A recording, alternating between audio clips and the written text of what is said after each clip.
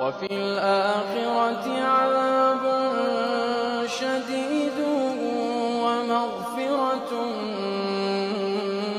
من الله ورضوان وما الحياة الدنيا إلا متاع الغرور.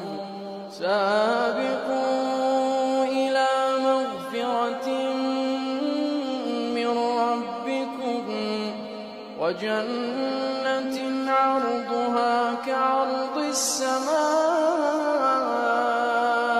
والأرض أعدت للذين آمنوا بالله ورسله